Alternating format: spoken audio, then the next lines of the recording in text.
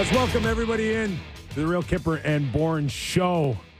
Leaf edition this hour and also game day. All right, what a week. What a week we have. What a week. And it just doesn't stop in the next 2 hours for me and you, JB. We will race over to the studio side, get ready for a 6:30 pregame show that we will be involved with all night.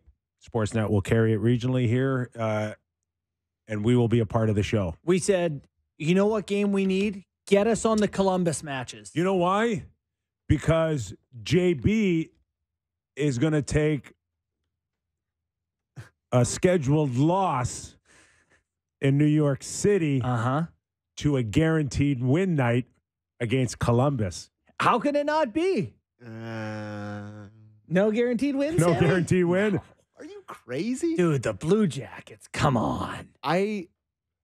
This is a perfect time, perfect opportunity to talk about one of this team's worst habits is let that midweek letdown spots against out-of-division opponents that aren't that good. That never happens to the Leafs. This is a true test of how well they're playing because there's a chance they just spanked the Blue Jackets tonight. Like there's a chance they win big, but yeah, you know. I do know. That's the voice of Sammy McKee. Of course, JB here, along with Derek Brandeo and Jen Rolnick for the next 2 hours. And wherever you are, download us if you get a chance or text us at 590-590. Okay, so if in fact the Leafs find a way to continue the trend of downplaying against their opponent, does that wash away like the last 15 games of the season as a top team? No. No. Leaf fans, bud, we're built for this. No, I'm telling you. You think No, losing to I'm Columbus not. on a Thursday It's night? not whether or not you're built for that. we're You built for adopted this. the dark. They were born in it. It's not whether or not you're built for that, but is that another knock against a showing of what?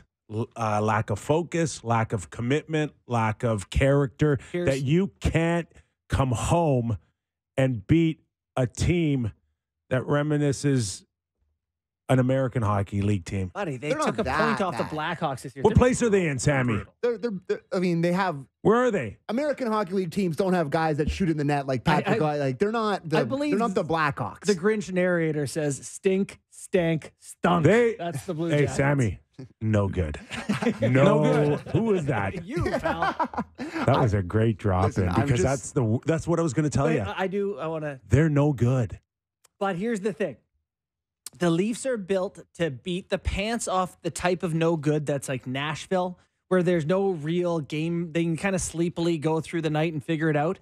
The Columbus Blue Jackets do have Laine and Gaudreau, who could do something to score a couple of goals in a sleepy game, and all of a sudden you go, oh, God, are we chasing the game again? Have you seen their numbers?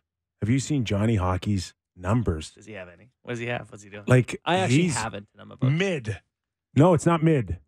It's bad. What he's projected for? What 50 points this year? He's having a bad year. He has 4 goals in 30 games. Is that good? He's on pace for 41 points. He has 15 points in the 30 games. Like there are no signs of one of the top players in the game. No, that is not great, Bob. That is not great. So, Here's one thing I will say. In about 20 minutes, we're going to welcome in Aaron Portzline. He covers the Blue Jackets for The Athletic. We'll get into Johnny Hockey. We'll get into General Manager Yarmo, his job security, maybe even Babcock. You got to Talk. ask him. I mean, Right? 40. Like we it's a story Ask him what? about what the hell happened. it's all a story. Months ago now. No, How no, it no. Plays into where they are. This is There's pain coming. this is Oh my God, Derek! okay. I missed that. Which one? give us Babs again. Yeah. There's pain coming. And there was.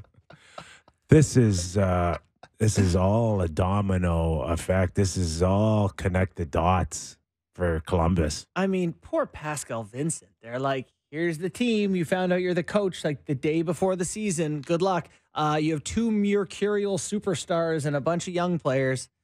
Go get them, Tiger. Fantilli, did you hear the amount of tickets you got for tonight, Kippy? Yes, No. in Toronto. Please tell me he Not a only boy. 10. Times that by 10. 100 tickets to the Well, Toronto he Maple Leafs. didn't. That's his whole salary for the year. 100 tickets times $200-$300 No. a pop. Yeah. How do you get a hold of 100 tickets?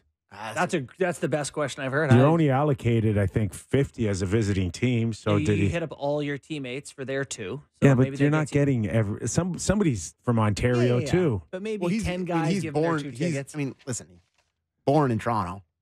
Probably knows some people Isn't in that- Toronto. He's an NHLer. Probably played a lot of hockey, got- a lot of guys. I would love to know what his total cost for that is.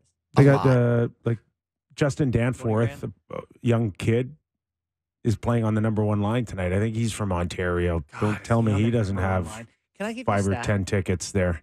The Columbus Blue Jackets are 3rd in the NHL in even strength goals this year. How is that possible? I have no idea. You know who gives up the most in the NHL? Yes. Also but they score somehow. I don't know. I got no further answers on that. but Justin Danforth is from the Schwa. There you go. There you go. So he's excited Oh, yeah. tonight. He's Yep. playing with Fantilli and Goodrow on the top line. That's a fun line. That's fun. Yeah, we'll see how much fun it is. Are you After the excited first to watch period. Dmitry Voronikov tonight? Okay. It's a real player. Is it? Yeah. They got. Are they not the youngest team? Like I half their think lineup they can't got- drink in Ontario, can they? Chinnikov, Marchenko, Cole Sillinger, Kent Johnson.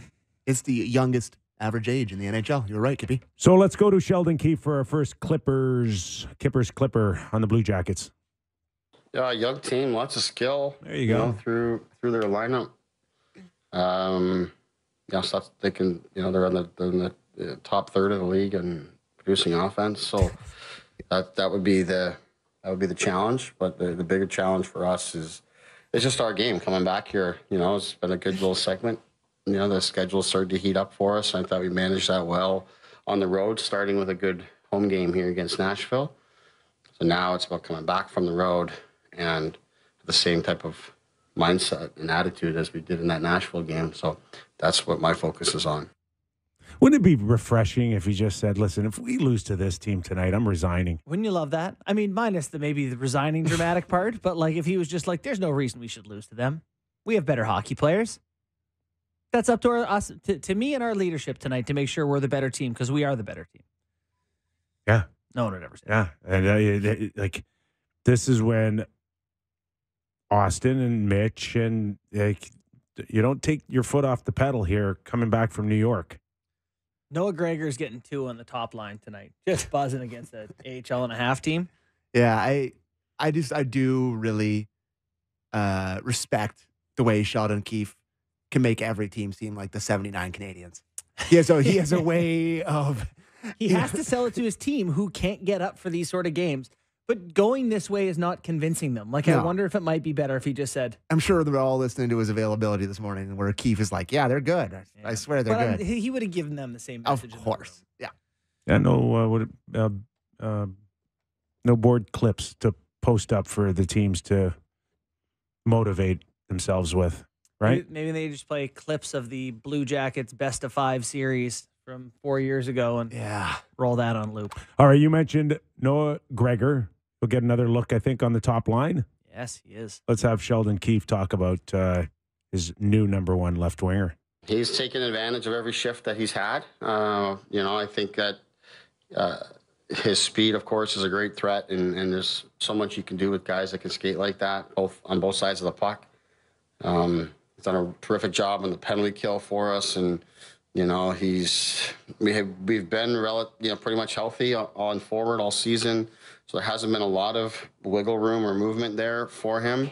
I think with Bertuzzi and Nyes and Robertson, those guys have done a good job, and obviously got Marner, Nylander, and Yarncroc on the right side. So it's been tough to get him more, because you're trying to get the other guys going just the same, and they deserve their minutes. But when things happen and there's an opportunity there, you want to reward a guy that's really just worked extremely hard, hasn't complained or asked questions or anything like that. He's just taking every shift and every day as it comes, and you admire that, and you need that as a coach. Not easy when you've kind of built into your lane, and then you go get two superstars to play with. It'll mess with you. You can get caught a little bit out there. Did you have any run of play where you found yourself with players above your? Oh yeah. Yeah. And it's like get them the puck or just do what I did 95% of my NHL career, dump and chase. But I mean, when they put you with those guys, they don't expect you to become someone you're not. No, but what is expected is to make the right play at the right time. Yeah. And if it is abundantly clear to your coach and your two teammates and probably 15,000 people in the building, it should go to that spot. It should go to that spot. Yeah, I get that. And they're not asking you to create something like Marner, like, put it through a triangle and create something. They're just saying, if it's time to dump it, dump it. If it's time to pass it, stay in your lane, that sort of thing. And I think that's good advice for Gregor. Yeah, I'm going from playing with Camp and Reeves to all of a sudden being 17 minutes and playing with Matthews and Nylander. True. You're playing a different sport. Totally different sport. There must be times where you're like, all right, I'm planning to play D zone. They make a play and you go, oh, we get to go that way. Oh, that's fun. Oh, the other end of the ice is fun. This is fun. Yeah. Yeah. We will keep an eye on that because it is funny that he hasn't had the opportunity, to get that time given. What are you going to do? Take Bertuzzi down or, who's the other one? Who's the other left winger that they usually have? Who's hurt? Nice is out. Yeah, Nice out. The guy that we play, the cover. The guy in the Leafs. Yeah, Nice, and I think he's just sick. So, I mean, they gave a little update. Somebody asked if he was back in tonight, so we can get a bit of a update on the lineup if you want from Keefe and Clip too. Sure. We're still kind of sorting through some of that stuff. So, we got he's coming off of, getting beat up pretty good by it. And is not quite at 100%, especially not having an opportunity to skate and work the bugs out yesterday. But we've got some other stuff happening too. So we'll make a determination later this afternoon on what the group looks like and how to best manage that. All right, Littlegreen could see action tonight. He could see it on the weekend against Pittsburgh. But I think overall, pretty good job by that blue line the last 2 weeks to hold the fort here. So when Liljegren comes back in, it's one of Lagesson or Benoit that's going out, right? I guess if you're not going to go 7, which you might go 7 originally, when he comes back, they may go 7 just to kind of ease him back in, right? Yeah. But like ultimately one of those guys is going to come out of the lineup, and I think they've both been pretty good. So which one would you lean towards to be the guy that would come out? I like that question. And it's one that I will answer momentarily, but I do want to give you a quick couple of stats on Benoit and Lagesson. Yeah. Stealing this from our broadcast tonight because, not everyone listens to everything. William Lagesson is first in the NHL in D-zone puck battle wins per 60. So he's ahead of guys like Zadorov, Tanev, Adam Fox, Ryan Graves. He hasn't played a ton of minutes, but he wins puck battle. And that does track eye test. Yes. He's not a lot of fun to go up against. He's hard on sticks. He plays the body well. That tracks to me. 5th in the NHL in hits per 60 is Simon Benoit. Yeah. Behind Luke Shen, Lundvik, Jeremy Lauzon, Noah Juleson. So, okay, they're useful. Yeah, they've been really good on the PK. I don't want to take either of those guys out the way they're playing. It's tough. Yeah. Which way would you lean, Kyper, if you had to bring one of those guys? Correct me if I'm wrong, but is Benoit significantly more minutes than Lajoie or Lagesson? I'm not sure, but I think you're right. I'm looking at it right now. So I think Benoit has shown that maybe his range can go a little deeper. Career-wise, too, he's over 150 games. 20 or 12, 14 points or 12 or 14 minutes is where I think Benoit's range is. I'm not sure Lagesson can probably carry as much to sustain those numbers that you're talking about. They're both around 15 minutes a game. Are they? Yeah. Listen, watching Benoit at training camp, and he missed a good portion of it, did he not? Yeah. But he seems to be pretty comfortable with a real simple game here. Well, I'd say I prefer him to Lagesson just because he seems like a guy who kills, offensive possessions with physical play. Like he just stops it and he's content to bank it off the glass. If the one silver lining of all these injuries to the D-core is you're always going to add to this regardless, right, fellas? Like, you were always going to be looking to upgrade this, especially after Klingberg, the way it started, and then him getting hurt. But you feel fine with either of those guys getting put into the lineups, even in the playoffs. Like, if a guy that's going to play on their bottom pair for a game or two, Legason or Benoit can obviously handle like 12 minutes in a playoff game. Benoit is 6'4", 205, and Legason is 6'2", 211. So they are just bigger bodies, which is something they miss. Yeah, so I think that's a good little silver lining, but it'd be nice to get some help. Like, having Liljegren come back will help them.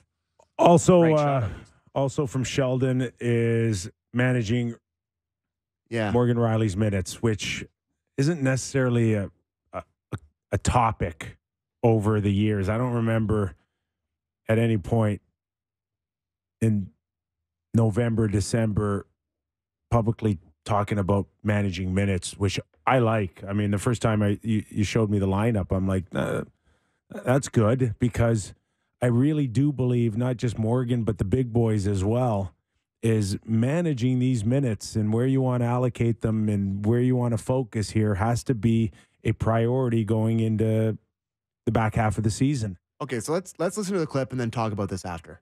Okay? Well, Yeah.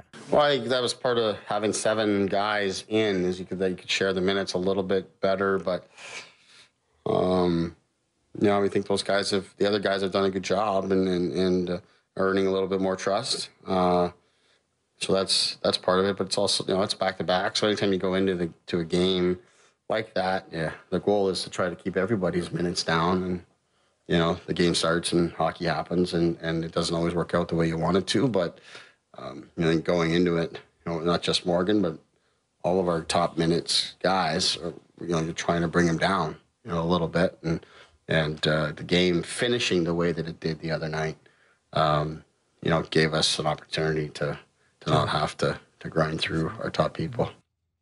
And Morgan's averaging 25 a night. Yes, he is. Which I'd like to see come down. It's interesting. Last year he was at 21:42. So he's playing 3.5 minutes more, almost 3.25 minutes more than last season. It's a lot. That's a big jump. But I don't think it's unreasonable to ask your number one guy to play 25 minutes. He's 10th in the league in time on ice. There's 9D playing more than him. Yeah, I have no problem with it, to me. Yeah, it's too much for me. But has there been a noticeable step back in his game for you, Kip? Or is it more about the playoffs you're worried about? 100%. Okay. It's just his, and he was fantastic against Tampa Bay. He was maybe their best player in Yeah, the but first round series. How about making sure that level can be sustained in the second and third round as well? And we saw it. Nobody thrive in the second round against Florida, including Morgan. Morgan dropped like everybody else did in that second round, and that's what you're trying to protect for the next 50 games. Yeah, I would say the best argument for what you're saying here is that he was so good in playoffs after a season where he played 21:42. And I don't really think that the second round to me wasn't about the Leafs being tired. I think it was more about them just not expecting what was coming with the Panthers and just getting punched in the mouth. I think it just happened so fast for them. Like it happened to everyone that the Panthers played. They swept Carolina. They were just a different situation. But I hear what you're saying. You want them to be fresh in the playoffs, but I didn't get energy out of them, Sammy. And it's slow, fast, say what you will. They did not match their energy. They were scared. Or their intensity. That's what it comes down to. They were scared of that team. Yeah. Maybe it sounds harsh, but that's what it felt like. And it felt like that earlier when they played them this year. So, yeah, I don't disagree with either point. Rielly, I think the 25, then if we want to back it off like a minute or two, I'm fine. But I like Sheldon's idea that's why they went with 7 on the back-to-back, try to spread out the minutes a little bit. So Liljegren would certainly help out and take some of the load off, as would Giordano. Yeah. So, shall we move on to the young fellas? Or not yet? Minton and Cowan. Yeah. We're going to have Jason Bukala in the second hour talk a little bit more specifically about two of the Leaf prospects at the World Juniors. Team Canada, Leafs, 2 players. So this is been pretty rare. I think, did I not put it in here? I thought I put it in here. Yes. Maybe I didn't. Oh yeah, that The last time a Leafs prospect made Team Canada was Ian Scott in 2018. He played in just one game. Prior to that, it was Mitch Marner and Travis Dermott in 2015. Yes. Wow. So that was from Kevin Papetti on Twitter, and he laid it out for me. Yeah. And I didn't really realize how long it had been. Wow. And I think I think the relationship with that tournament has definitely changed as I've gotten older. Clearly, like they really are just kids. They're so young. But I think for a lot of Leaf fans who over the Christmas break are excited to watch a World Junior tournament, to have Cowan there and to have Minton there, that's awesome. Yeah. And for them, like that's huge. Like it's a really exciting thing. So I don't know. Kyper, you don't care? No, I want to hear Sheldon Keefe talk about the prospects. Right, perfect. Let's have it. For the players themselves, it's a tremendous opportunity. I mean, it's a great tournament. Obviously, it's sort of the pinnacle of junior hockey, in terms of best on best. And it's the stakes, right? It's the stakes. It's the pressure. It's representing your country. It's coming together. And, it's all players that are, for the most part, top players on their teams, but now have to come in and, find a role and do different things than they're probably asked to do in most cases on their own teams. Those are the kind of things that I think really help top-end players to develop, and it's all part of sort of becoming a pro. Is you don't in most cases you don't step right in and get the same role that you had in junior hockey. You've got to sort of work your way through things. And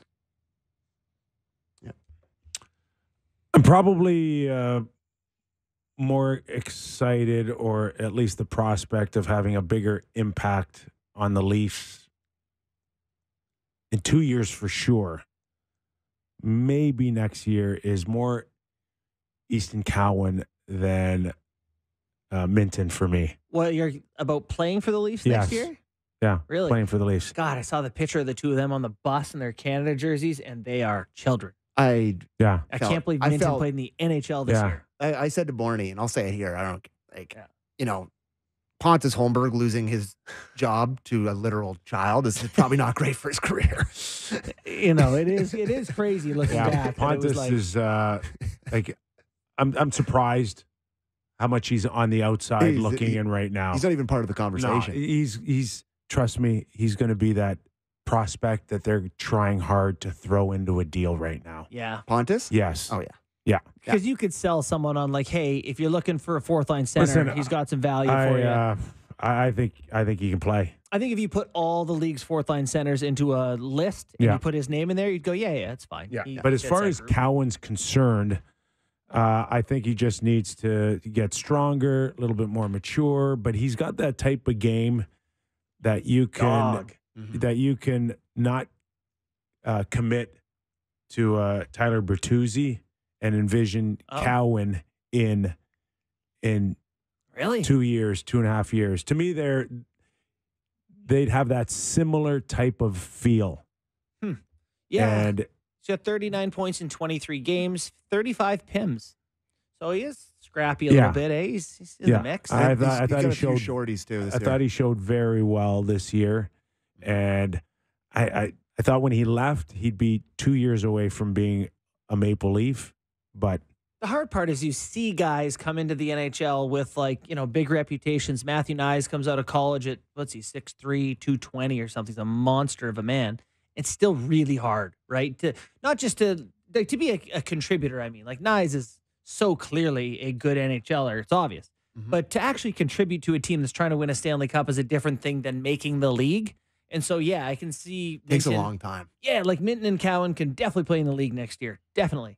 Can they help the Leafs win a cup during their peak time here?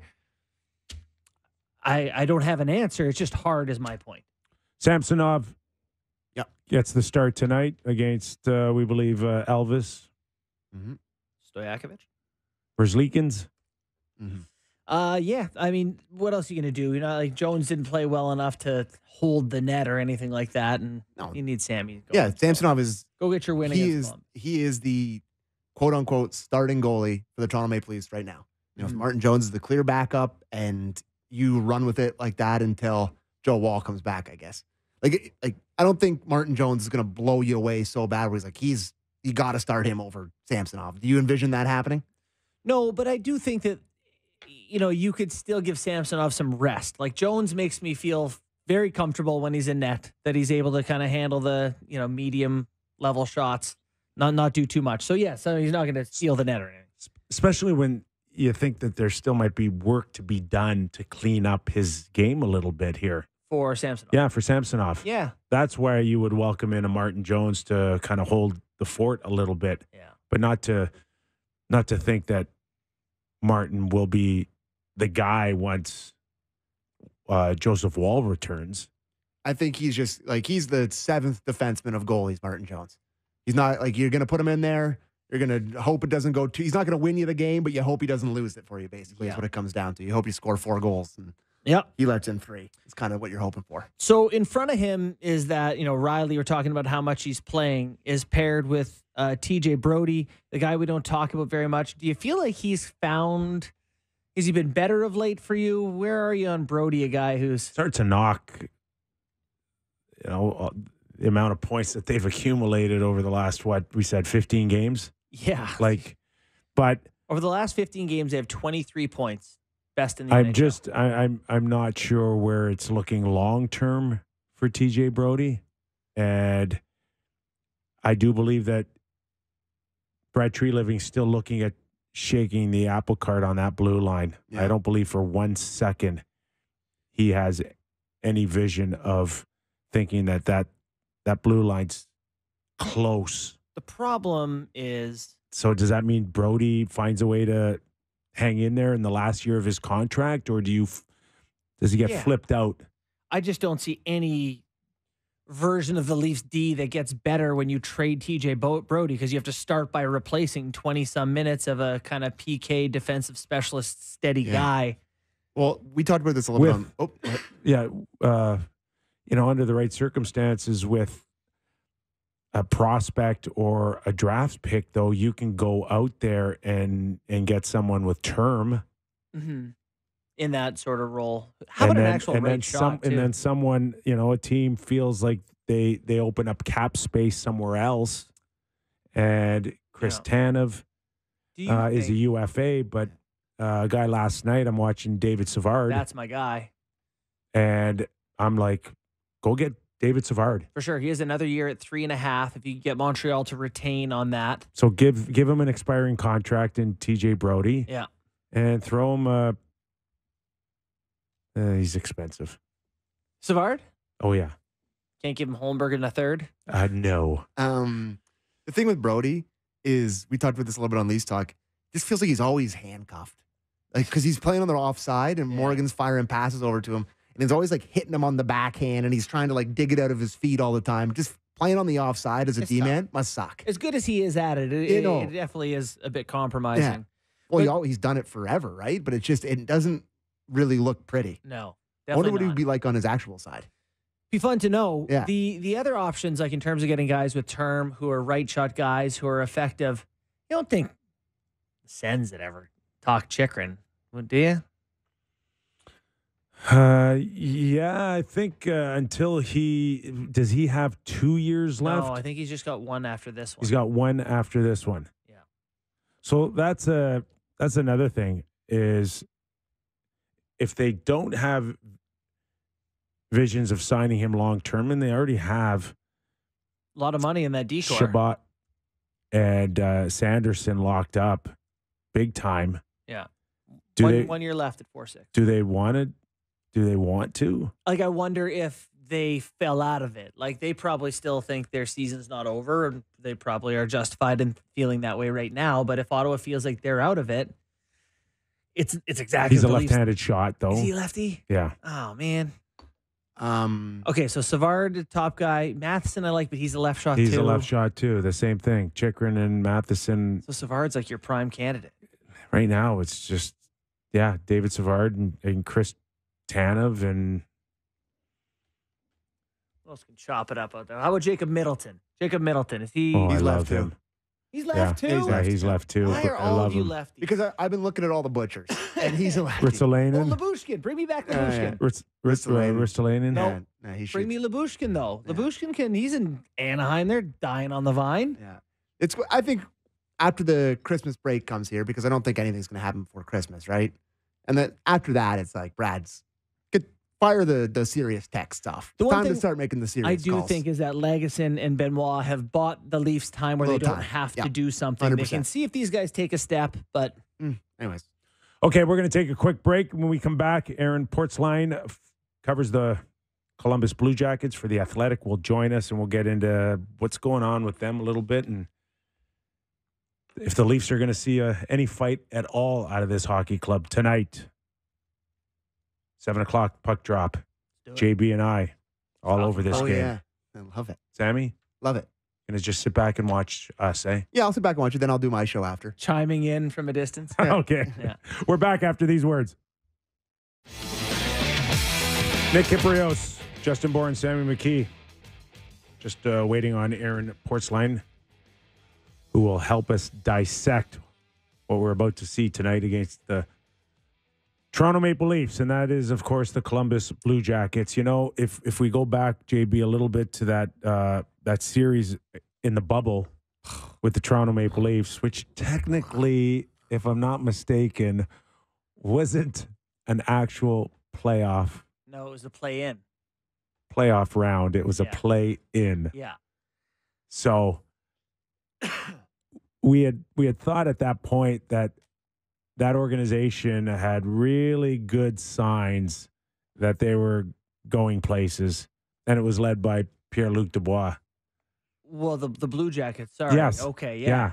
Right? Well, Back then sure. in the bubble, did you Yeah. not get a feel like this is an up-and-coming team?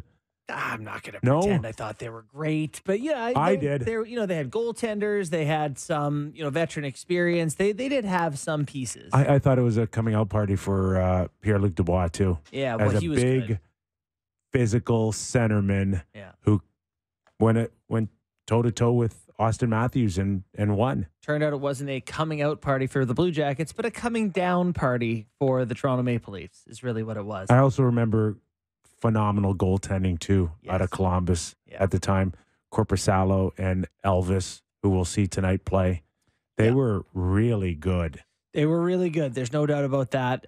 Tight defensive team. The Leafs just couldn't get inside. God, those are painful games. No fans, grinding defense from the Blue Jackets.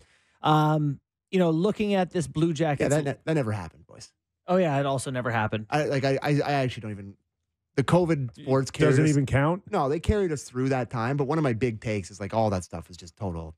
So even the Total- Stanley Cup, yeah. the Tampa Bay Asterisk. Stanley Cup Asterisk. doesn't really count. The one that really doesn't count, and the one that got a lot of people off the hook, is the Dodgers winning.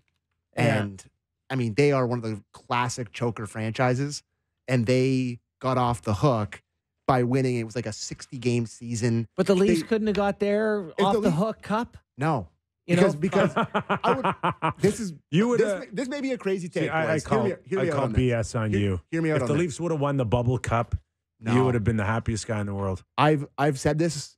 I don't know if I've ever said this on air, but I'll say it now. I'm happy the Leafs didn't win that cup because it would have been such crap for the fan base that would always have to listen to how it didn't count. you And would never get the authentic. You'd never ever get to hear how So, great it was. in- Ever. In like 75 years when you die, Mhm. and by chance the Leafs don't have a cup, I'd rather have none. you'd rather have none Yeah. than the Bubble Cup. Yeah, for sure. See, again, I call BS. No, I'm being honest. I'm always honest in the But How you about you? get it. You get it. I I kinda get it. get it. I get it. Like, you don't want that. Dodgers have no World Series in my opinion. And like Clayton Kershaw, who's one of the I all-time don't know. great Hey, chokers, I'm got a- let off the hook. I'm a like- guy where like a win's a win. Yeah, we're competing. We're on the ice against each other. A win's a Winner win. wins. All right. Anyways, Okay, let's welcome in Aaron Portzline from The Athletic, covering the Columbus Blue Jacket. Aaron, thanks for joining us. How are you? Hey, good guys. How are you? Thanks for having me. Good. So let's just start on your thoughts on maybe the disappointment so far out of the Columbus Blue Jackets and how that pertains to what we may see tonight versus the Toronto Maple Leafs. Yeah, I mean it's been, some major issues. Johnny Gaudreau, Patrick Laine, both performing just way below their career tendencies. They're what you would expect from them. Gaudreau's picked it up here the last probably 5-6 games. Laine is still just a lost soul out there. He's on the third line tonight. he's on that line tonight where there are pieces, parts that don't fit anywhere else right now. Line, Sillinger in the middle. He's got 1 goal in 25. He's got 4 goals in his last 89. The number 12 overall pick, and Kent Johnson, who's been up and down this year, kind of in and out with the lineup. So it's those two, and then there's a real issue with them having leads and not holding leads. There's been 8 times now they've led in the third period and let it get away from them. You can just feel them tighten up in that situation, and you can just feel other teams, especially more experienced teams. This happened against Boston, and you'll sense it tonight, perhaps with Toronto, just really sensing blood in the water if they need to make a push late, and the Blue Jackets have not been able to handle it. So those are 2 biggies. I could go on for a while here about what has cursed this club this season. Now they're starting to have some injuries as well. And Goodbranson is out tonight, third pair defenseman. But I think those 2 are the 2 biggies that have really hit them hard to this point. I know we are going to spend some time on some of the more challenging aspects of this season for Columbus. So just to set the stage for tonight, are there positives right now from the season? Are there some guys? Are there some direction that's positive? Yeah, for sure there are. Look no further. Adam Fantilli. This is obviously a really big game for him coming home to Toronto. He's been really good. And if it weren't for a guy, what's that guy's name in Chicago? Bedard. Bedard. Yeah. People would be talking a lot more about Fantilli. Same with the draft last summer. He's been really, really good. And I think Pascal Vincent has been careful not to feed him too much. I think the kid wants more and more and more. He's going to get more now with Boone Jenner out. Tonight he's higher in the lineup. We'll see what his on ice usage is.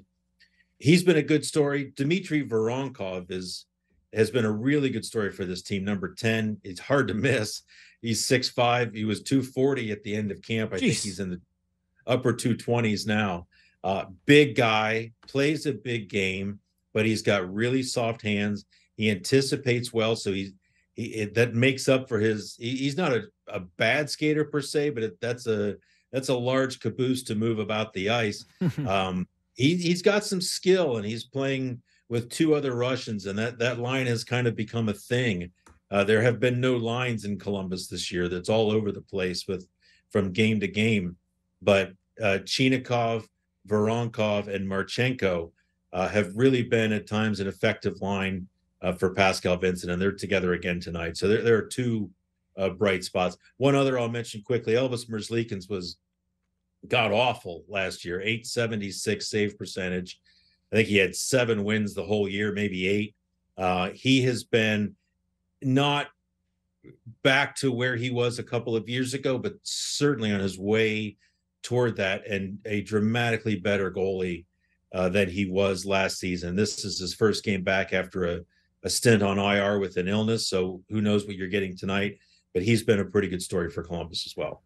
We're talking to Aaron Portzline, who covers the Columbus Blue Jackets for The Athletic. If we go back into training camp, just when you think about just that whole Mike Babcock fiasco and how it was handled, did it feel like it kind of trickled into the season? Are there ripple effects? Is the stink still on this organization based on what happened in training camp, or have they honestly moved on here?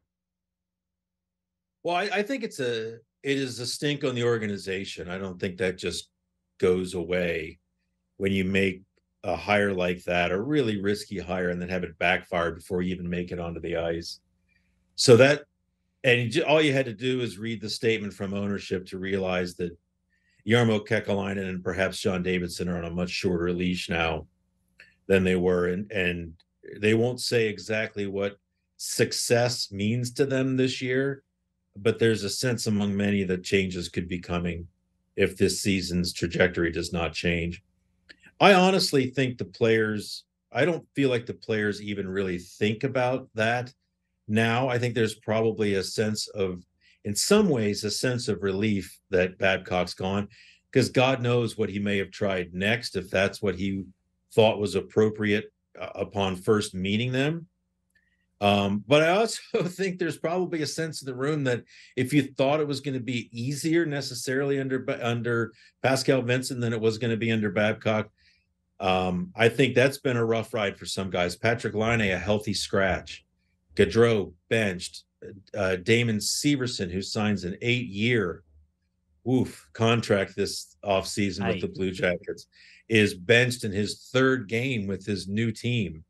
Now, Vincent hasn't been as loud, maybe as rough a coach. I'm guessing his speeches in the dressing room have a little more sugar sprinkled on them than Babcock's would. But he has not shied away from making difficult and kind of gutsy moves with veteran players early in the season, especially early in the season.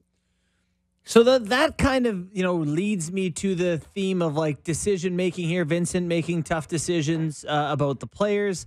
Jarmo has been there for a long time now, and the team hasn't had success and isn't positioned to have immediate success now. Is there any heat the GM position in Columbus?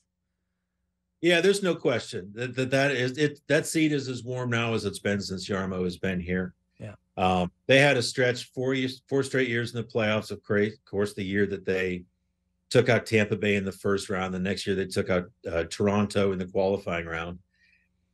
Since then, this sort of half rebuild on the fly kind of thing has not worked. I think you can look at this team and see a lot of young players and see reason for optimism with them. But with Gaudreau and Laine struggling so badly, I mean, that's $17.5 million of their payroll. And the results haven't been close to that. There's a fair question. Can it work with both of them on this team? Can it work with those two guys at the top of your forwards? Are those the guys you need at the top of your heap? They've not worked well together when they've played together on a line. So it's been a very weird fit that way. I think, yes. And we spoke with Mike Priest, the president of the business side, sort of the liaison between the hockey side and ownership here. And it's clear that ownership is extremely frustrated. They just changed the coach. You can't fire all the players. So I think the reasonable, the place to assume reasonably that the temperature has turned up is with Jarmo Kekalainen and again with John Davidson. I think, to me, John Davidson's a bit in a different spot. 70 years old, probably on the verge of retiring anyways, has had an incredible career as a player, a broadcaster, and an executive, almost unmatched in this game in that regard. My sense is that this ownership group would give him every chance to retire before they would just out and out fire him. But Jarmo Kekalainen, I think, would be held to a different sort of standard. Aaron, besides maybe a frustrated ownership group, which refuses to do anything significant, with Jarmo, where's the fan base there outside of the Babcock fiasco, where Jarmo claims he did his due diligence and homework on Babcock like I did for grade 9 algebra? Right. Where is the fan base on this guy remaining as the general manager for what, 10 years, if I'm not mistaken, out of the first round once? Yeah. The third longest GM in the league right now, third longest tenured GM in the league right now. They're extremely frustrated. All you have to do, and I don't want to steer you in this direction because that's not a safe place to be sometimes, but just look at the comment section on our website after every loss. I think there are two elements here that get the fans' ire. It is, number one, Jarmo Kekalainen at this point. I think there's a lot of frustration among fans with him. And number two, ownership. I think many people, in some cases, I think not knowing where else to turn, they look at the one thing that's been common throughout the 23 years of this organization. And let's not kid ourselves. The Tampa series, the Toronto win, that's great. We're also talking 23 years here and not a lot to show for. The losingest organization in the league since they've been in it. Those are just the numbers. So a lot of people point to ownership too as being perhaps too hands-off. It's funny how when you have a hands-on owner and your team sucks, you blame the owner for being hands-on. When you have a hands-off owner, when the team sucks, you blame him for being hands-off. I think they feel like the chemistry or the culture needs to be initiated and stated and put in place by ownership, and isn't. Ownership's place has always been to put hockey people in charge and stick with what you know. I think most people think that's probably the healthiest or best way to do it, but in times like this, they get some of the heat along with Jarmo. But I do think Jarmo is at the top of most fans' list. Aaron, last one for me. We've all seen Laine have these ups and downs over the years, so it's like, for me, it's not that shocking that he would be having an off season. Gaudreau comes to Columbus off a 40-goal, 115-point season, scores 20 and 74 points last year. He had 4 goals in 30 games. What's happening? Yeah, it's a good question. I mean, last year he was better. He was okay. I don't think anyone expected 115 out of him, given who he would be playing with. Yeah. This year, honestly, there have been times, and again, he's been better of late, but there have been times where it looks like he's on a retirement plan here in Columbus, that he got the payday to come here, a place where there wouldn't be a ton of pressure. Everyone would love him for coming here. And maybe the drive just isn't there as it was in Calgary. Maybe he, as much as he loathed a coach like Daryl Sutter, maybe he needs that pressure applied. I don't know. And, I think back to the time when the Blue Jackets signed him too. It was a weird signing in that this was the team that was rebuilding, right? And they knew they were in the early stages of that. But if you think back to where this club was there with all of the players that have left, and that became their reputation, the place where the good players punch the clock and then leave. Panarin, Bobrovsky, Seth Jones, I could go on. And here is this superstar player, certainly a player coming off a superstar caliber season, saying, I'll go there. Do you really expect the Columbus Blue Jackets to pass on that? No.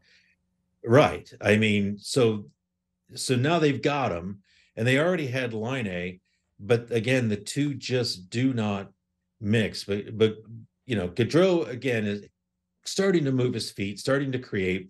There's a case to be made too that this team is not chock full of finishers. Yeah.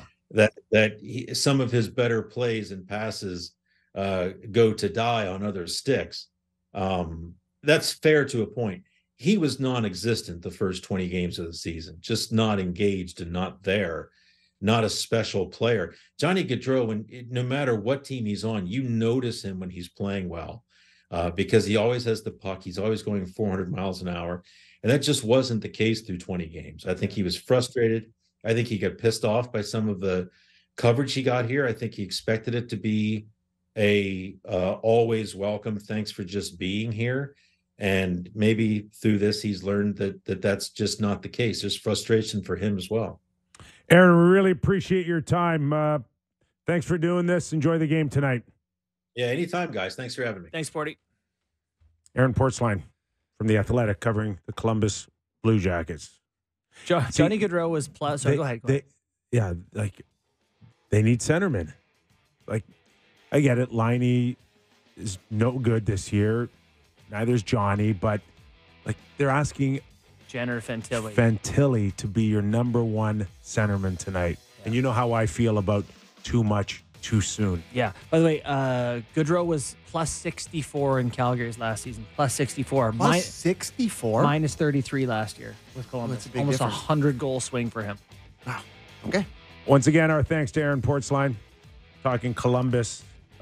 We still got our national show here on the Real Kyper and Bourne Show coming up for the next hour. And then at 6:30, JB and I, Sportsnet, Columbus versus the Toronto Maple Leafs from Scotiabank Arena. Stick around, plenty more here on the Real Kyper and Bourne Show, and I'll tell you how to fix up Columbus. Oh, nice. Welcome into the Real Kyper and Bourne Show, the national edition. We are live on Sportsnet and Sportsnet 650 in Vancouver and Sportsnet 960 in Calgary. This hour of Real Kyper and Bourne brought to you by Bet365. In a few minutes, we're going to welcome in Jason Bukala, former NHL scout. Does a terrific job writing for Sportsnet.ca. You all right? You know. Need a sip of water. Cold. Are you battling a little bit? I don't know. I'm fine. I feel fine. I just, cough every 10 seconds. Is that okay? No, it's fine. It wasn't a year ago. Yeah. So That would have shut this whole place down. I got ejected through the roof of the building a year I ago. can tell you what. Yeah. We were nervous 12 months ago when we heard stuff like that. It's like, for example, the Leafs, right? Yeah. Now everybody's got the flu, and it's like that. Six guys are sick with That something. We're not sure legitimately what would it have is. shut down the whole league a year and a half ago. So time has moved quickly. Just All close right, my eyes and ears and carry Just on. prior to wrapping up our first hour, I wanted to get this in. We ran out of time with Aaron Portzline, who covers the Columbus Blue Jackets. But I left saying, I know how to fix the Columbus Blue Jackets. Yeah, I was. I'm sure the ownership in And Columbus is fascinated to listen too. I did also put this in my article I wrote for the Toronto Star Weekly. So please go and find it on my Real Kyper Twitter X account. But it is Rick Nash. Rick Nash is going to fix it. Rick Nash. Fix Nash. Put Rick Nash in a position of being the face up front. And I think that's your first building block to get this organization going. And it worked for Joe Sakic. It worked for Stevie Yzerman in Tampa. What's his role Brendan there now? Shanahan's been on a run for the Toronto Maple Leafs, but that's the guy that needs to reconnect with that community. I don't disagree. And typically, I don't love the idea that like a guy who is good at hockey is going to automatically be good at running a business, making decisions. However, I think it's important for that community to be connected with the small amount of greatness they have. He is an established hockey guy, a thoughtful person. I do see a connection. It's not like he's home doing nothing, throwing his name in the hat. No, he's working for the club. Working for the club. He's been groomed for the last year and a half, 2 years. He's director of player development. He's scouting. Yeah. He's doing stuff. Do you think he would be capable this early of, say, managing things generally? I think what needs to happen is you need to surround him with someone that can help groom him in that position. Like a cap guy? I'd want more of a hockey executive that wouldn't just know that their job is to get this guy on board. So what does that mean? John Davidson sticks around? John could do it. Yep. Our good buddy on our Friday Off the Rails show, Doug McLean, comes to mind as someone that's had a history there, that knows that executive position inside and out. Go hire him for 12 we've already months. lost Tocchet. We lost Tocchet. If We're we going to lose lose Mac, Mac. we're in trouble. Come on, don't recommend that. Too good on our show. Okay, all right. Fair enough. Yeah. Fair enough. But it's sad for me watching. Listen to you when I'm on. Yeah. It's sad watching the Columbus Blue Jackets right now. Yeah. When has it not been? I know. And that's the tough part is like you want that community to have something to connect. This Fantilli is like, can I have someone to work with here? By the way, the Voronkov kid, interesting fella, 6'5", 240, has more goals than Johnny Gaudreau in as many points playing center for them. So there's a bright spot, but yeah, they could probably use about 10 more bright spots. And we said youngest team. Yeah, but like, you know what? Is that a great excuse? No, and actually, Jason Bukala, I know, is listening right now, but I'm just going to finish my thought on this. All these young guys, everyone has prospects. And are they going to become difference makers for your franchise or just NHLers? Like, I don't know that Columbus being young is a saving grace for them. Anyway. Okay, as you mentioned, Jason Bukala now joins us, former NHL scout and writer for Sportsnet.ca. Hey, Jason, just to kind of pick up on this conversation on Columbus, what would it feel like to be a scout there for the last 5, 7, 10 years? Like, even though your name isn't out there on a daily basis like a Yarmo or JD, how would you feel right now looking at this organization as someone that somehow is linked to what you see today? Yeah, it's tough, Kyper. I'm not going to deny it. I mean, we kind of went through it a little bit in Florida, to be honest with you. The only difference, of course, was that we were kind of going through different owners and different strategies overall. I kind of feel like in Columbus, it's been a stable franchise in the back room, if you will, for the most part, right? Like the ownership's been solid. They have outstanding facilities in Columbus. Like people who haven't gone to a game in Columbus, the facilities are outstanding. The practice rink is right in the main building. The downtown's a lot of fun. My thing with that group right there and that organization is when you walk into the room, like, what are we? You know what I mean? Like, what are we as a group? And I think that trickles on down right through the entire organization, the scouting staff included. You know, like, how do we identify as a Columbus Blue Jacket? What are we chasing? What are we trying to establish? And, you know, their leadership group, you know, that they have there now, again, you know, what are we? And it just feels like a puzzle that got dropped out of the sky, and it's sitting there. And it, you know, when you put it all together, it might look like it's a really nice piece, but at the same time, it's like, how do we get this all put together? Who's going to be smart enough to do it? Yeah, that was, we just talked with Aaron Portzline. He's talking about their third line right now is Patrick Laine, Cole Sillinger, and Kent Johnson. He said the three guys, they just don't know what else to do with. They're like, I don't know, you guys play together. So kind of a tough spot for those guys to figure it out. But Fantilli's been really good there. He was saying that, like, were it not for Bedard, this guy would probably be getting a lot more love. Yeah, I agree with that. I mean, he has been good. He's played to his identity, guys. Like, you know, he's a super high-end competitive kid, plays the game fast. He's a new breed kind of guy. He can play the middle, play the wing, win key face-offs. He's got some bump to his game. So, you know, all the things you like to see in a young player.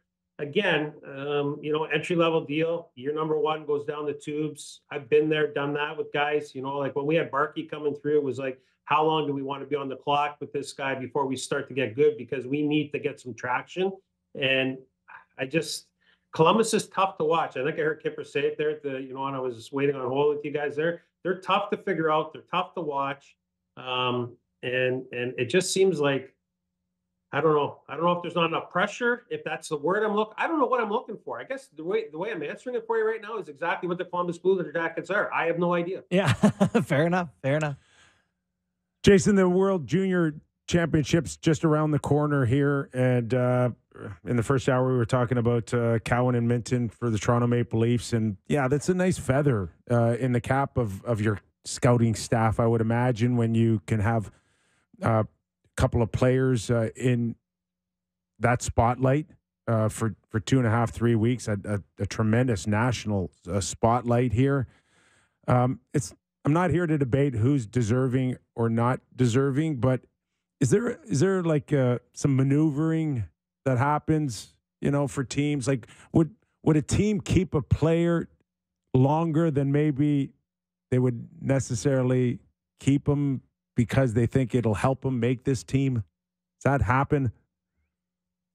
I think what you're kind of in a roundabout asking me is there any politicking or strategy? And let me just tell you, absolutely yes. Okay. I mean, you know, I was at the camp yesterday, and a lot of my ex-colleagues were in the building. All the teams were there represented, and I can tell you, it's like a convention sometimes. That it's a little bit of theater behind the scenes, Kyper. There's absolutely no doubt, and it's a fun time of year. I do want to put it in perspective a little bit for everybody, and you know, like we drafted Denisenko in the first round at the Dallas draft, and Alexei Heponiemi out of Finland, who was playing in the Western Hockey League. They were 1-2 in the World Junior scoring in Vancouver back in the day, and they haven't had a taste at the NHL level yet.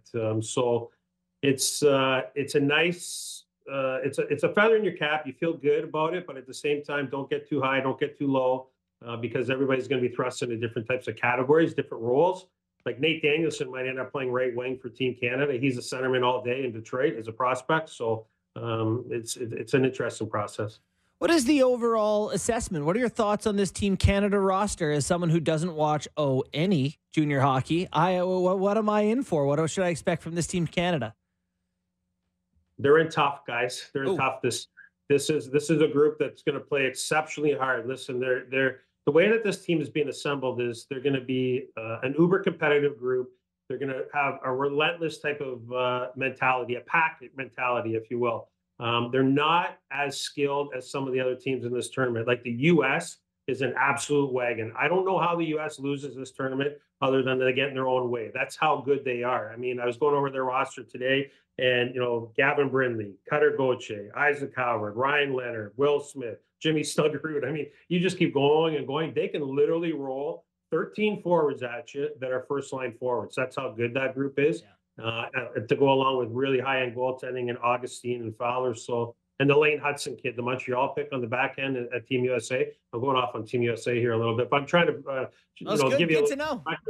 Yeah, I mean, it's a little perspective for you. So with our team here, Macklin Celebrini stood out by a wide margin at the camp. He can do it all, fellas. He's got some McKinnon in him and some Fantilli in him. So guys that play fast, can transport the puck, rip it from the flank, but really in the trenches too, they've got that pushback, that growl. Love those guys, right? Guys that score, but got the growl to them as well. So Celebrini's going to be carrying the load offensively, I think, which is going to be, we'll see how that goes because he's obviously draft eligible. He's a little bit on the younger side. Our goaltending for Team Canada is going to be tested. We don't have any guys like Scott Ratzlaff played at the Ivan Holinka Gretzky tournament 2 years ago in Red Deer. But other than that, those 4 games, our goaltenders don't have any international experience. So they're going to be tested. But having said that, the Russo kid out of Halifax, I think it's his job right now to lose coming out of this camp. Boy, was he ever good. He's 5'11" and a bit. So, he's only 5'11" and a $172 or whatever. Yeah. But boy, between the posts, fronts to play really well, athletic and quick. So, Dustin Wolf's finding a way in Calgary. This could be another kind of layer of that type of goaltender. We're talking to Jason Bukala, writer for the Sportsnet.ca and also a former NHL scout. So whether or not you're drafted or draft eligible in this tournament, how much can your performance over this stretch sink or swim momentum for somebody?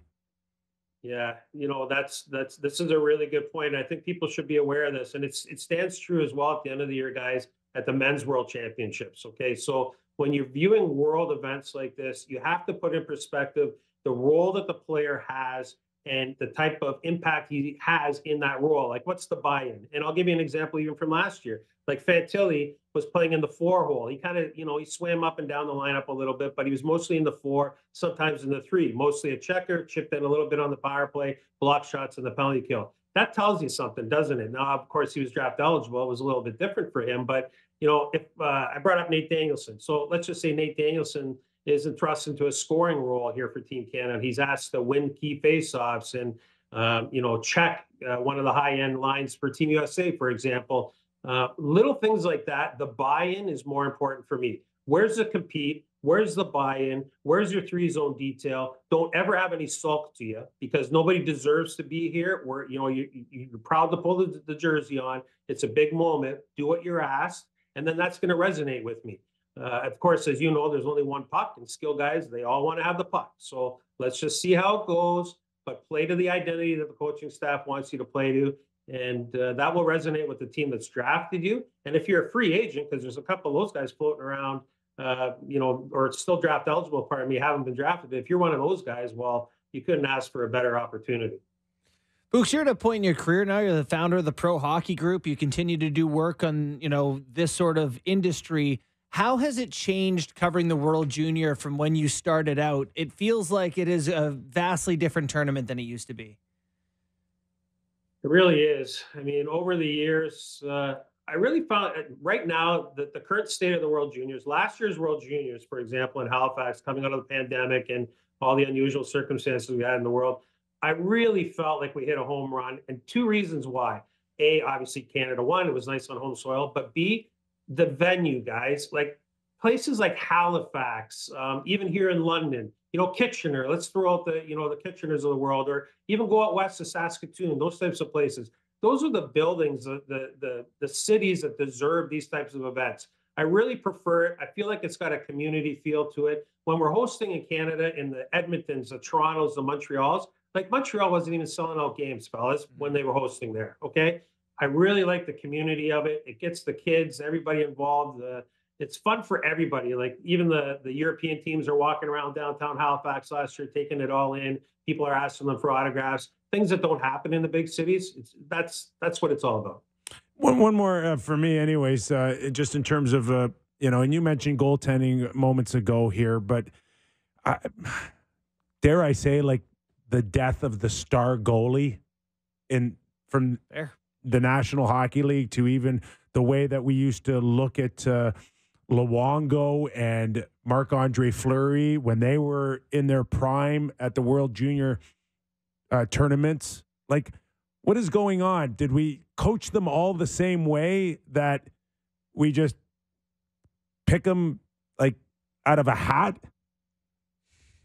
We've really lost momentum between the pipe, Skipper, haven't we? Like, we really haven't had that star goaltender that, like, I remember when I was growing up and I'd turn on the TV and I'd see like Mario Gosselin playing, and these guys coming through playing the World Juniors. And then you fast forward to the names you said, like Luongo and Winnipeg, and I don't know, two things. A, the position is really expensive to play.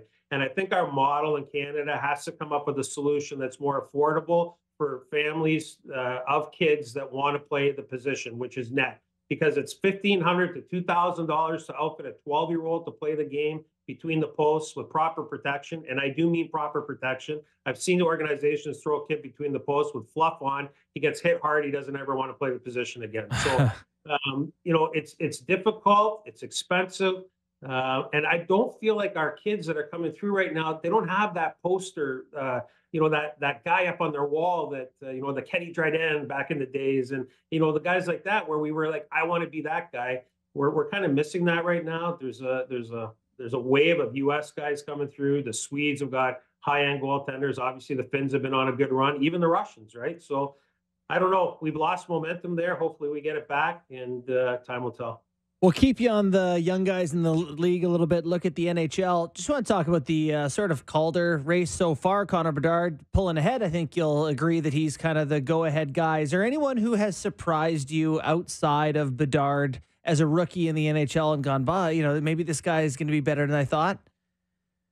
Well, Mintyukov in Anaheim definitely sparked for me. Like we all know how difficult it is to play big minutes in the National Hockey League on the back end. Like, I remember when Ekblad came in with us in Florida, as good as he was for where we were as a team, it's a heavy lift, guys. We all know that. So I really think that Pavel Mintyukov in Anaheim's got significant upside. And, as you guys know, I started the year Cooley for Calder. I didn't even make it to Christmas time, for crying out loud. I mean, it's Bedard all the way. That goal he scored the other night in Edmonton, that's just, you can't teach that. It's ridiculous. Yeah, ridiculous. Hey, speaking of, it's great that Connor Bedard can come in and show the flashes of greatness that we're all going to look forward to throughout his career. But some of these top picks now all of a sudden are taking a lot longer to cook a little bit at the NHL level. And I'm watching Byfield, and I got to be honest with you, Books, I'm watching him early, and I'm like, I don't know what this guy's going to be. A third-line centerman, a checker, a guy that ends up with 7 different teams in his career. And now you're like, oh, he's Ryan Getzlaf. And now it's like, man, he's big, he's strong, he goes to the net, he's got some good hands, but it took time. Slavkovsky, same thing. It's taken time. The numbers suck for him. But outside of that, you can sometimes see he's a big, strong guy. Yeah. And, maybe we got to change the way we look at these type of players that are supposed to be franchise players right out of the gate. Absolutely. I mean, I'm glad you brought up Byfield because it's a big power body, isn't it? And he's a case study. So, people who are sitting on the fence on Slavkovsky should use him as a case study. Like, take a long, hard look at him. He plays the same sort of style. And here's the other thing I will say. The LA Kings got bad for a little bit, but I didn't ever feel like they lost really what they were all about as a group, like inside the room. So I feel like he was insulated through his process pretty good. Kopitar's, still there. Quick was, on the outs towards the end and things like that. But I think to your point, a power forward is undoubtedly going to take longer to nurture, especially at the NHL level, compared to a darter who's on the outside, who's a skill guy, emotion guy. This game that we play today at the NHL level is all about motion more than it ever has been. It's a track meet. There's not a lot of heavy lifting in the trenches. So those heavier set guys, it just seems like they're taking a little bit longer to get to the finish line or closer to the finish line. And I'm okay with that. Boy, that Byfield, I mean, LA's a great looking team, and he's part of the reason why. Like, he's heavy, hard, and when he gets the edge off the rush with his length of his stick and stuff, no chance you're stopping that train going to the crease. It's so true. You talk about like context, and you're looking at World Juniors players, the role they play, whatever. Like, he's playing with Kopitar and Kempe on a very good defensive team. Like, that's a good spot for anyone, right? And it took Kempe some time too, guys. Yeah. Like, Kempe was a highly regarded prospect. It's taken him some time as well. Yeah. So last one for me, and I only asked this because tonight Kyper and I are doing the Columbus game. This Voronkov, who I'd never heard of till 30 minutes ago, 6'5", 240, has 15 points. What do you know about this guy? Listen, I tracked this guy in Russia playing at Akbars, and I always loved his enthusiasm. He played the middle and the wing in the KHL. The KHL, traditionally, you don't score a ton of goals or a ton of points, that is, even as a young person. He's got great puck touch, and he finds it in tight areas. He'll go to the net. He'll set screens. I was a little bit worried, right? Because a couple weeks ago, I was reading this story. He was homesick and blah, blah, blah. He's been a nice story. I'm not surprised. Going right back to my Traverse City kind of players to watch in the rookie games, he was the guy I wanted to watch very closely. He is a giant. Like, if anybody gets a chance to go down by ice level to watch him in warm-up, he's a huge human being who can skate, and he's got great puck touch, and he finds pucks in the hard areas. It's a good story in Columbus. Maybe that's another piece for them to build on, or maybe not. We'll find out. Yeah. I know we gave Byfield and LA a lot of love moments ago, but Gabriel Velarde just stuffed it down their throats there last night with 4 points for the Winnipeg. He's playing all right. Yes, Sammy, we don't spend enough time in your lineup on Winnipeg Jets. Okay? They deserve some love for last night. They do. It was a big win for Winnipeg over LA. Hey, Books, always great stuff, man. Really appreciate it. Anytime, fellas. Look forward to talking to you from Gothenburg. That'll be cool. Ooh. When are you leaving? 27th. I'll be there from the 28th right till the end of the tournament. So don't forget the time change. So if we're taping off air, don't be calling me at 2:00 in the morning over there, okay? Listen, 24/7. You're available to the Real Kyper and Bourne show. That was the deal. Massive salary. Okay, I'll check the fine print. Take care, boys. All right. Thanks, Books. That's some great insight. I like that Voronkov looks like he's going to eat your lunch. Too. Oh, yeah. All right, big and mean. Yeah, big meanie. See, I like it when he can take me into a boardroom full of scouts. Yeah. Because I can envision ownership or a general manager. I just can't get into what it would feel like to be a scout watching your. I would imagine that there'd be some scouts at the World Juniors watching their prospect who they already drafted and feel like you just gave birth. Yeah, you're like, all right, this is my guy. My future is tied to that person's success. Yes. It's like the highest stakes gambling possible. I have wagered my future on your success. Please go. But please. For the undrafted guys, I'm sure, like, I don't know if you compare it to March Madness in the States where it's like, you know, they play all these games. And for me as a scout, and I don't know how would you, like, if you're weighing what it's like against Kamloops on a Thursday night or Sweden in the semifinals, like how you perform, how can you not be a little bit more enticed by him scoring 2 goals in a game against Sweden, right? Like that. Well, the other thing is, like, you can't cross-check. I know they do have cross-checkers, but, like, what is a guy's performance worth in the Q versus the O versus the dub versus the Finnish league versus whatever? You finally get them the same pot and a guy stands out. You're like, well, it's easy to draw the connection. Well, I always give it to Doug McLean, and think we're going to have him tomorrow on our Off the Rails Friday. But no, the Kopitar's draft year. I think Kopitar went. Yeah. And who you went with? Gilbert Brule. Gilbert Brule. In fairness, and I I go, how much money did that personally cost you? I played against Brule when he was like 15 or 16, and he scored 2 or 3 in a game and got in a fight with one of our big Yeah. D-men and punched the guy's visor off his helmet, and I was like, oh, this guy. Like, But he doesn't always. He also you take Kopitar to Columbus that year, Doug. You're Poyle for 30 years. I tell him you're David Poyle for 30 years. That's at a that's million 30 to or 40 whatever he's million making. dollars Yeah. extra. well, it's not like the wage that I'm you going to pay remind him Kipper that and tomorrow Bourne. too. Yeah, oh yeah. You're gonna remind him of that. Oh yeah. Well, Gilbert Brule has the distinction of getting tossed out of an Olympic game for one of the greasiest hits of all time. When there was like, I forget what year it was, but when the NHLers didn't go, he played for the Team Canada, and he threw like a junior B hit at center ice, like jumped into a guy and got kicked out of the game. So there you go, Gilbert Brule. Continued Not on. many IIHF open ice hits. No, it was a bad one. Not a common. It was a bad one. So you mentioned the Jets there. Like, yeah. They deserve the serious Jets, love. Jets, Jets. Did you see Velarde's backhand goal I last did. night? And it was filthy. It was really, really a good Dude, backhand. this Dubois thing's, gonna work out okay. Iafallo's been really good. I think Velarde's a good player. Dubois is not exactly lighting it on fire this year, is he? No. He's a presence. He's a presence, and LA's a good talks team. about him as like this, what he could become. Well, he's not 22. Yeah, at some point. At some point, you are what you are, which is like a less than point per game player who's large. I don't know. The Jets. Iafallo and Kapari, Yeah, Rasmus Kupari. and a second-round pick. That's pretty good work. No, it's really good work, Yeah. and it looks better every game for Kevin Shoveldayoff. Yeah, so he's got 12 points in 26 games so far this year for the Kings. He's a -4. His issues was health, though, too, right? Velarde in yeah. LA. Did he not have a bad back? Dubois too, right? Isn't Dubois Yeah. a little bit?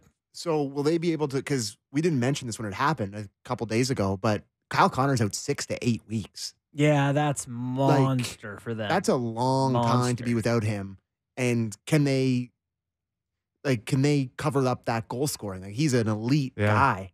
And for them to be able to He has survive 17 goals. Second best on the team is Scheifele with 11, and then after that, no one's got 10. They're not. They don't have a ton of scorers. They didn't miss him last night. And No, that's a great win. It's a big win for them. Ehlers, I think, had 4 points as well. So, I mean, there's going to be some nights it's going to be dry, and that's the first thing you're going to think of. The Jets are 2 points out of first in the Central behind Colorado, and they have a game in hand on them. They're going along pretty nice here.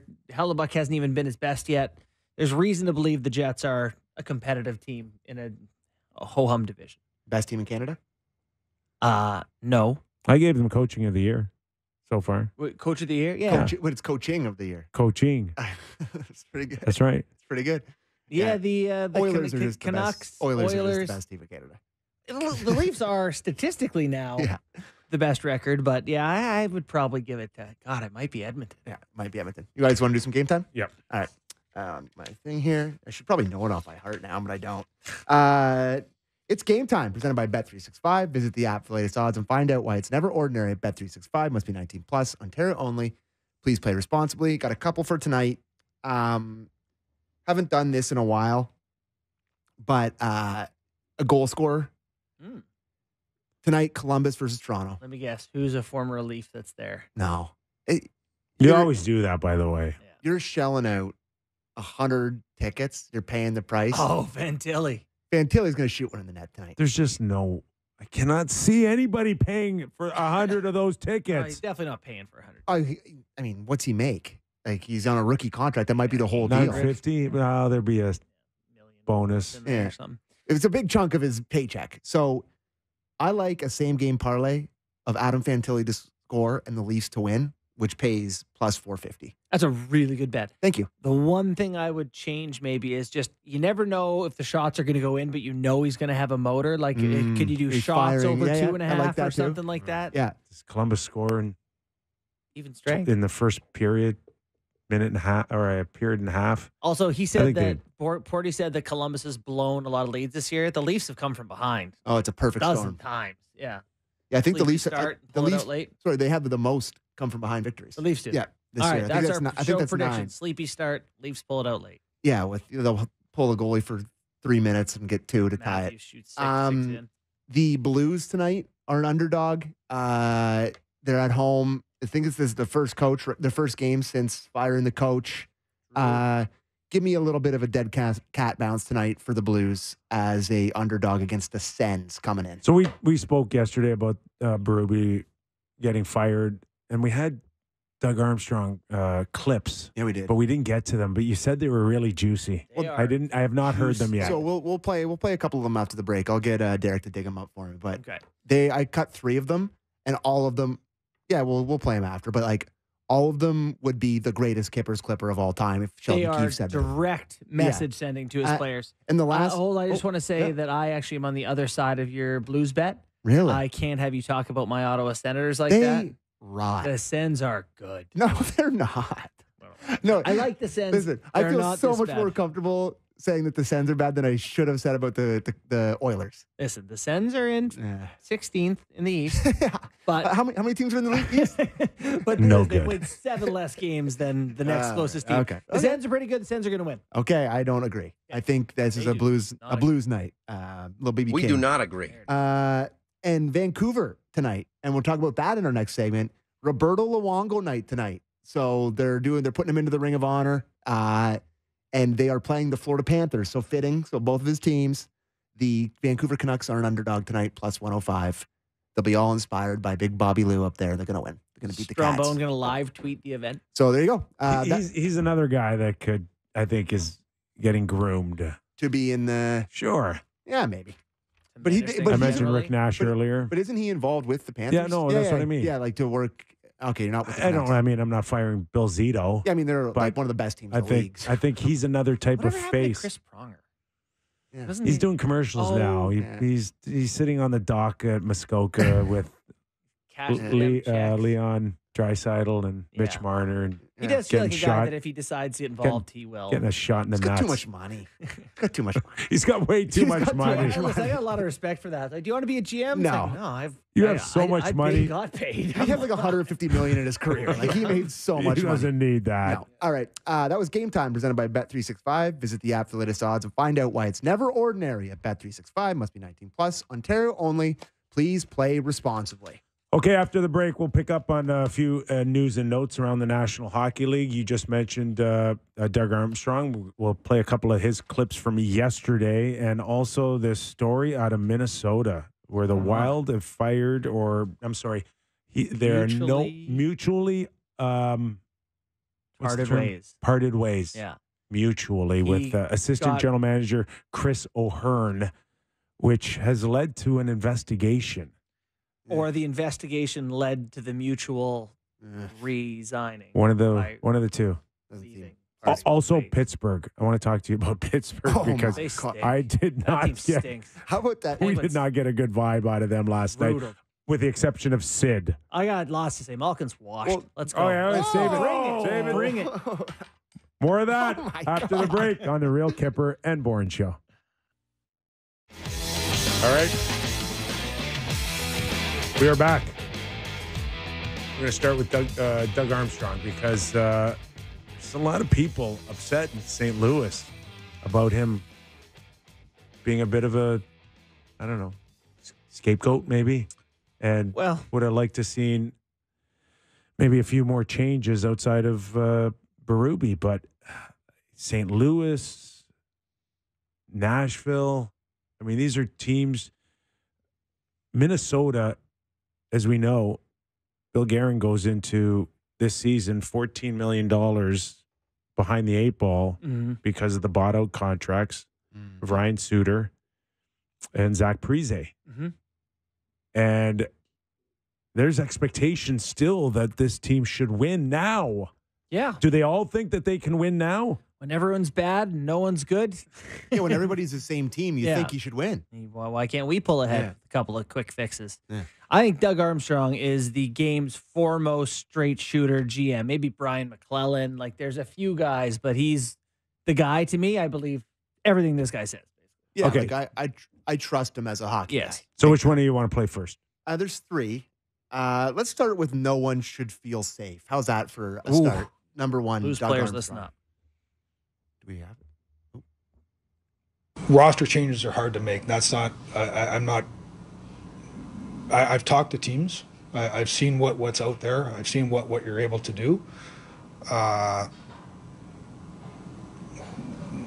You know, nobody should feel safe in our group right now. I mean, player wise, management wise, obviously the coach has been changed. It's if we could move, you know, chairs on the Titanic, I guess we would. It's harder to do. So this wasn't a decision that was made. The players are doing their best. We just got a bad coach. That's by far not how I feel. Yeah. Okay. Good start. What? I get what he's trying to say, but like, there's probably a few guys that feel safe, right? Yeah. Well, I think his point is stop it. Thomas and Kyper just signed 8-year deals. Yeah, they probably feel pretty safe. I think they're okay. Well, carry on with the clips and see how you feel after the 3-pack. So this is the third. This is a little bit longer, but it's really amazing clip. Yeah. So it's 1 minute and 13 seconds. This is the why he made the decision to fire Berube. This is the second clip there. Craig and I, like all managers, we talk every day. And I was in Europe for 2 weeks, and we would talk, and what's the message going to be today? And I always loved the message. And then I would set my alarm for 3 a.m. and I get up and watch the game. And what the message wasn't transpiring on the ice. And I look at games over the last little while where we outscored the opposition, but we didn't win the game. If that makes any sense. Like, we outscored who we played, but you didn't walk away saying, we outplayed that team. We won that game. And there was more nights than not where I felt we didn't win the game. You're going to be the better team in this league and lose. That happens. Goalies get up, stand on their head. Pucks hit a shaft. Pucks hit a post. Things just go your way. But we didn't win enough small battles during a game to win enough games. Not by the score, but by the eye test of you were a better team. You know how I feel about that. Tell me. Well, I mean, Leafs implications here Leafs. this We year. cover the Leafs, Yeah. obviously, Yeah. here in our first hour, and like, you look at the standings, and it's really, really impressive. Their record's so much But better than their wins. He can't be. There are maybe two handfuls of National Hockey League teams that probably feel the same way he does. I love that. I love that Yeah, I process, did not like results. too. Like, I don't care if we won 4-2. They handed it to us all night. Like, Yeah. that's Yeah. a good observation. Let's just finish off. I'm sure Sheldon Keefe didn't love that clip. Don't tell them that can happen. And this is the third clip, which I labeled. I can't remember exactly what it said, but he hasn't slept much. So All right. let's play clip 3. I haven't really slept much since Okay. the Columbus game. Then the Chicago game was a sleepless night. They lost both. And then you hope that the Detroit game will be different, but your mind is starting to work when you're everybody's homecoming game. You know, it's not a good feeling. And the last 3 games, I shared it, I think, with the leadership group, that when you get up and you read the clippings the next day, and the players from the opposition, the coaches are, what a character win, what a gutsy win. I can't believe we did that last night. We're undermanned. We played the night before against a rested team. So if they feel that way about their performance, how would we feel about our performance? I personally didn't feel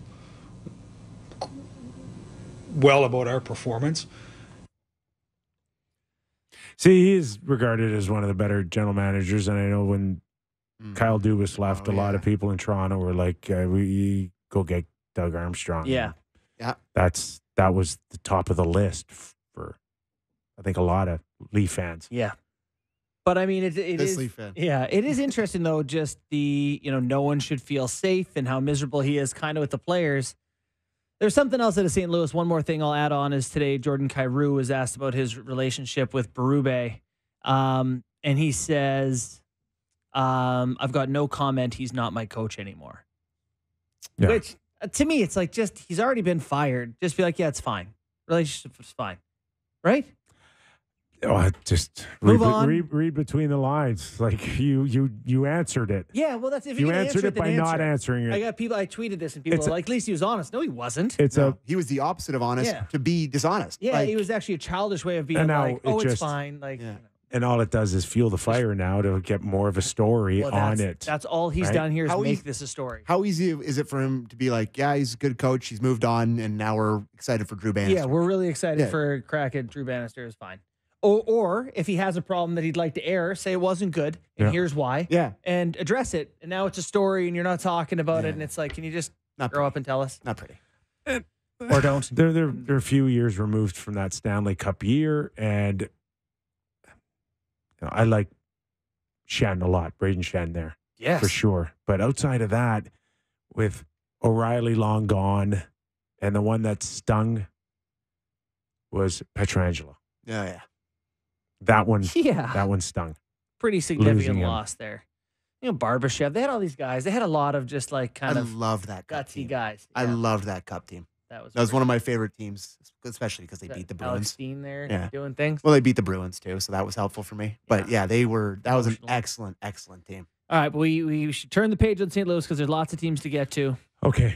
We touched on Minnesota, didn't we? Luongo? Do you want to Did- do this did we- Luongo thing? Anything else to add on the Minnesota I thing? Because I don't don't know. think we Just- actually got to the idea yeah, that I Chris just- O'Hearn. I just wonder if we're going to hear more of this. Something happened. Something happened. There was two investigations into the executives or the front office of the Wild. This is from a report. Yes, Russo? Russo, Yeah. Mike Russo in the Athletic Yeah. reported that, and then they kind of parted ways. There's more to come on Yes. the Wild. Is all I'm saying. What were you just suggesting? Well, Luongo. Luongo. And I mean, this was I guess it's an old story now, but it got brought up today because he did a press conference, he did media in Vancouver because of the going into the Ring of Honor tonight. And he was asked about the Oh, yes. comment. Remember the my contract sucks? And my contract sucks in a presser. So we have the clip of him getting asked about that and his explaining. yeah. Do you want to hear it? Yeah, for sure. Okay, let's have it, Derek. It was an incredible line in the moment, but with the benefit of hindsight now, did your contract suck? Well, I